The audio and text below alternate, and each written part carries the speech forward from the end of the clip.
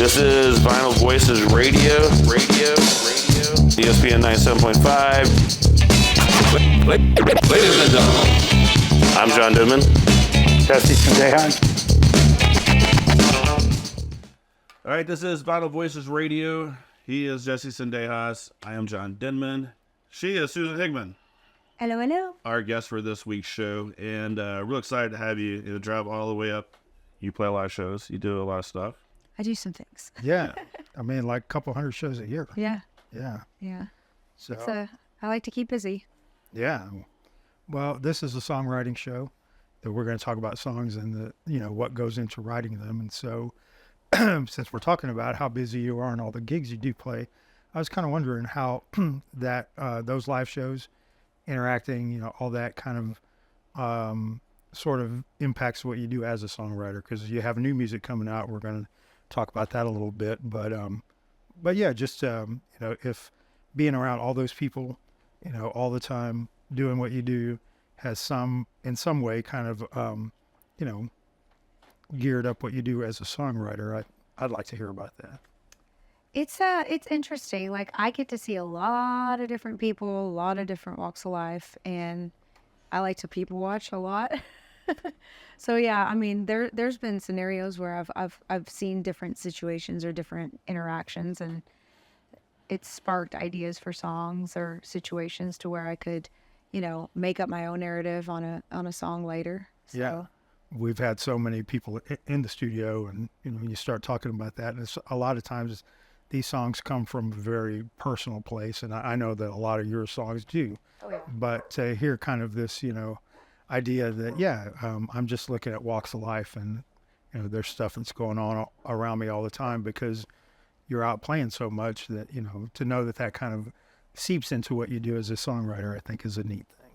Yeah, it's definitely something that I've tried to do more of, because like you said, a lot of my songs and a lot of singer-songwriters and people that are creative like that, like we draw from our own experiences. Yeah. And I actually really didn't start writing about other experiences and other fictional or like even just a couple little facts that I made up my own story about.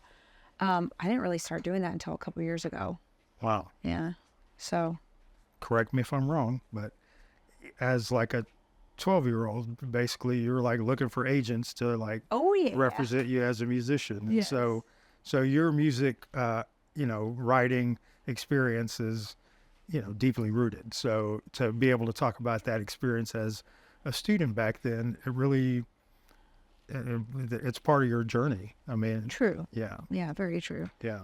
Yeah, that was crazy, going through all that and trying to figure out what I wanted to do and how to pursue it and all of that. It just, I don't know. It's interesting. But you knew back then. Oh, yeah. Yeah, I knew. I just didn't know how to do it. And so let's listen to a song. all right. Yeah. Let's do it. So we're going to listen to Save Me, which is this song. Which album is this one on? This one is on Louder Than Words, Volume 1. Okay. Yeah.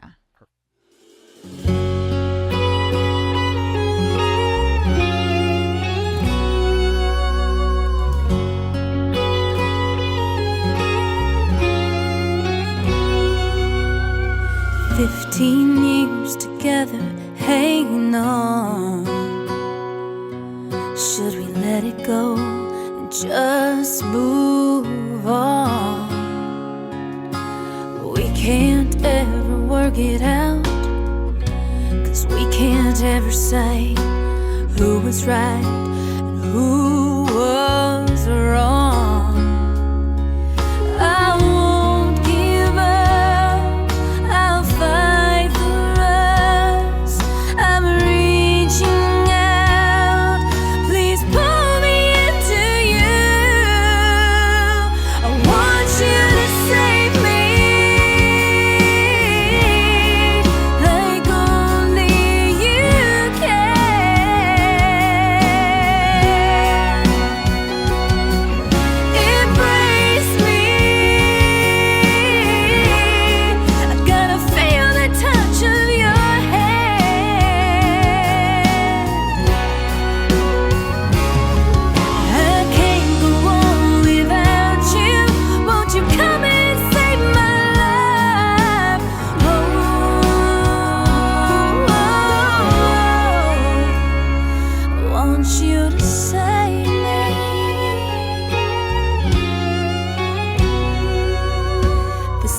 we build between us is no lost cause. All we gotta do is tear down these walls. Won't you free me from these fears that won't let me go? Come to my rescue, can't you hear my call? Please don't give up, you gotta fight for us. I'm reaching out for you to pull me into you. I want you to save me, like only you can.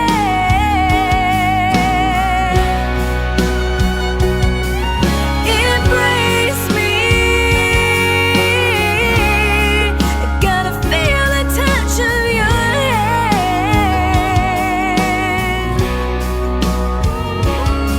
I can't go on without you. Won't you come and save my life?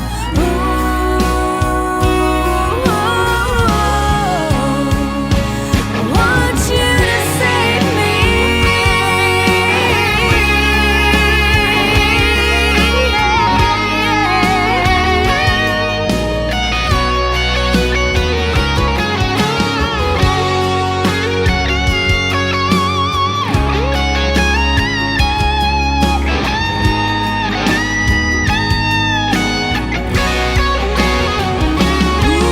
I can't go on without you.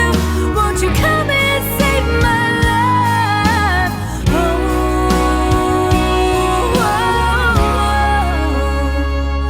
Won't you save me?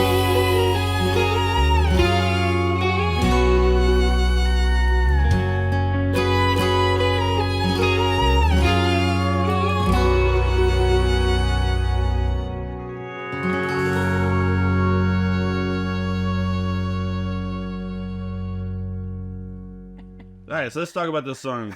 Okay. I was trying to figure out a way to like Yeah, like- connect it to all the PB&J talk. So, but now Cohesively or the all Galveston together. stuff. But Yeah, you normally come up with something really good, and it's I- like, man, I'm proud of you, Jesse. You like really pulled all that together. I just had a loss right now. So the whole PB&J and chips just has me out of sorts. But, Maybe a gin and Fritos. yeah, it actually sounds pretty good. It's a meal to save you. Yeah. Okay. This is my girl. See, this is this is a professional right here. Yeah. So is that one of those songs that maybe this is, too close to the bone for this? Or is it one of those personal songs, or is it more of a I see this in the crowd type song?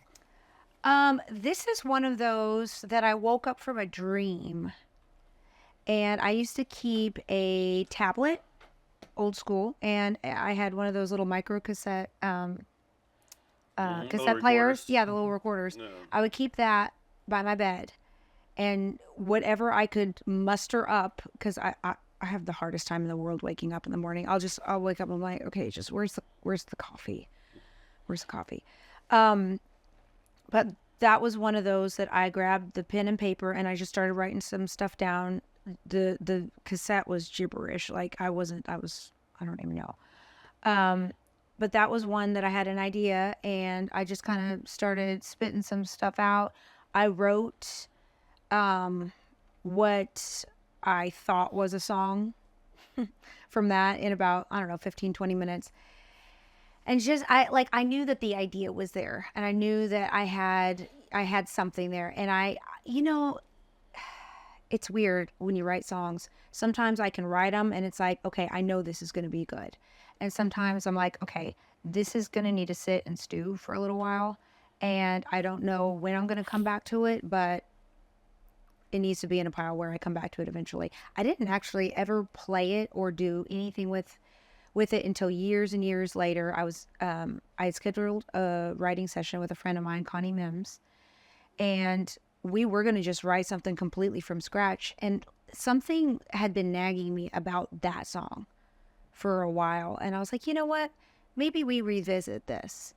And I actually didn't even really know that we were going to do it until I opened it up at the session, and back when I had, all my notebooks and all the things. And files and Yeah. yes. Now it's on this, which Not is near as much fun. which is a little weird, but I still do the pen and paper thing, but not as much. But I opened it up. I was like, you know what? Let's work on this. And really, we didn't change really all that much, but we changed some things in the second verse, and did some just chord progression. Did some different things there, and it's weird how minute you can make certain changes, and it becomes like this whole new like thing. Yeah. And so it like she really helped me breathe some different life into it, and now it's like one of my favorite songs that I've written. And that was like so the start of that song was about 15 years ago, and then we revamped it, and then I put it on that record, and that record came out in 2020, and I believe we had that out on radio 2021. Okay. So, Yeah, kind of circling back to sort of the beginning of this chat about this particular song. We're talking about the gigs that you play and how that impacts the songwriting, because it didn't get released until 2020. How about just that process of playing the song live before it ever got recorded? Was the recorded version essentially the same as what you were playing live out there, or? So that was one of those that kind of, I don't want to say it got left behind, but it's one of those that I didn't ever really play until we put it on the record and released. Okay. Yeah. So a lot of times, I'll be super passionate about a song, and then we play it all the time, and then people get to fall in love with it before the record's out. Right. This, I mean, I don't think we ever played it live until the release party, which is weird. But then like we did it, and it's like, oh, and it it goes over really well. People dance to it, and people like it, and people request it all the time. So it's like, well, shoot, if I would have just been playing that all along, or thinking about all the other songs. I mean, I write a lot of songs, but I don't. Not every song makes the record. Right. Not every song has even been thought of to to Continue. Yeah. Put music behind, right? Yeah. Yeah. Even to so much stuff if you're writing things. And that goes back to how many shows that I do play. So sometimes I have these songs that I'm very attached to that I love, but it's like there's only so much time for certain things, and certain formats, and it may be more of a singer-songwriter type of show, or it may be more of a honky-tonk full band kind of show. It might be, so we have different set lists for different type of situations. Yeah, So- some songs you have keys in it. Some songs you have a lot of different things in different songs. Yeah. So depending Yeah. on Depend- what type of band you're playing, what type of band you have with you, Right. you kind of choose songs that way, or do you kind of already know like this song can be played multiple ways? It could be, multiple ways. My guys are amazing. They're fantastic musicians, and I really, I love all of their dedication to the projects that we do and all that good stuff. So I keep a notebook by my bed as well, and I come up with ideas like this show. After my peanut butter and jelly sandwich. Yeah. Between that 4 a.m. and the 8 a.m. moment. It might be indigestion. Whatever. That's where the thoughts really start hitting. So I'll wake up and I scribble things down, and then there are days I walk back and I look, I'm like, What? I don't even know. It's like shrimp buffet on this. I'm like, wait, what was I thinking? But at the time, it's like, does that ever happen to you? It's like genius. Yeah, where you go back and you're like, I don't know where I really was. Oh, in my head all with the this. time. All the time. And I actually kind of like, I feel like I do need to go back to just putting a pen and paper and a cassette tape, because sometimes by the time that I fumble to open my phone to get to my voice recorder or my text memos, I'll squirrel and be like, oh, I need to check my email, or I need to do this, or I need to do, and that's the thing that's so, it drives me nuts. Like we were talking a little bit ago about, the social media and like all how that is nowadays. Like I grew up without social media as a kid, and without really internet until I was, really getting into my like 13, 14, 15 age years. don't ask me how old I am. No, but I mean, it's weird, but like, if I would just go back to that, you just pick it up, and that's the one and only thing, and that's the one and only purpose it has. Sure. Is to record your ideas. Yeah. And to, I all the time, I'll open up a voice memo or a text, because I have a document on my phone of song hooks and ideas. And sometimes I got some really cool stuff in there, and sometimes it's like, and I thought at the time it was just genius. It's like not cool at all. I mean, that was a very eloquent answer, so well thought. But I was just so distracted by the fact that probably in a couple of years, some country music DJ is going to be like the new hit from Susan Hickman, Shrimp Buffet. I mean, It could. I'm just saying. I mean, stranger things have happened. All right, let's take a break and get another beer. When we get back, we'll talk more with Susan Hickman. This is Vinyl Voices Radio. Stay tuned.